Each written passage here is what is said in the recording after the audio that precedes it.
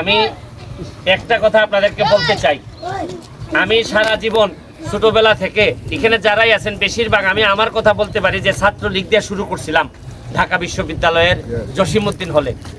আমি বঙ্গবন্ধুর আদর্শকে ধারণ করি এবং এটারে বহন করি, এটারে আবার সামনের দিকে টেনে নেওয়ার জন্য বঙ্গবন্ধু যেভাবে নিজের খায়া সারা দেশের মানুষের জন্য করছিলেন, এই অনুপ্রেরণার সাথে নিয়ে আমি নিজের চেষ্টায় কাজ করে গেছি।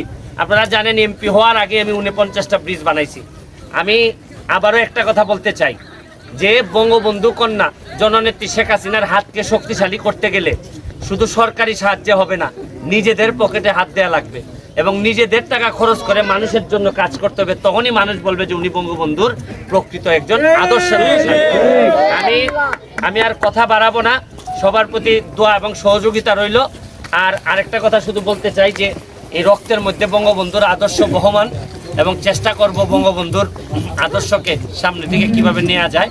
আর আমি এখন একটা স্লোগান ধরতে চাই, জয় বাংলা, জয় বাংলা, জয় বাংলা, জয় বঙ্গবন্ধু, জয় বঙ্গবন্ধু, জয় বঙ্গবন্ধু, জয় বঙ্গবন্ধু। যতদিন আছি আমাদের কর্মের দ্বারা যেন কখনোই বঙ্গবন্ধু বা তার আদর্শের সম্মান হানি না হয়। আমরা দরকার হইলে দেশ ছাড়ি, দুনিয়া ছাড়ি, তাও শেষ পর্যন্ত চেষ্টা করে যাব মুক্তিযুদ্ধের সপক্ষ এবং বঙ্গবন্ধুর এই আদর্শটারে সামনের দিকে টেনে নিয়ে যেতে। আপনাদের সবার জন্য আজকে যে ব্রিজটা, এটা কি আপনার নিজ অর্থায়নে? আমার প্রথম দিকে শুরু করছিলাম, নিজ অর্থায়নে শুরু করছি। এখন তো আমাকে আসলে আর নিজ অর্থায়ন বলে এখন আর কিছু নাই। যেদিন আমি এমপি হয়েছি এরপরে আর নিজ অর্থায়ন বলে কিছু নাই, এখন পুরাটাই রাষ্ট্রের। ইভেন আমি নিজেও এখন রাষ্ট্রের হয়ে গেছি। যদিও আমি কাজটা শুরু করছিলাম যখন আমি এমপি ছিলাম না, আমার সাহস ছিল, কিন্তু আসলে এখন এমপি হওয়ার পর আর নিজ অর্থায়ন বলে কিছু থাকে না। আমার নিজের ইনকামও এখন সরকারের ইনকাম এবং রাষ্ট্রের ইনকামে। আমি তো ঘোষণা দিছি যেহেতু আর কোনো ধরনের সম্পদ বানাবো না, কোনো ধরনের ব্যবসাতে লিপ্ত হব না।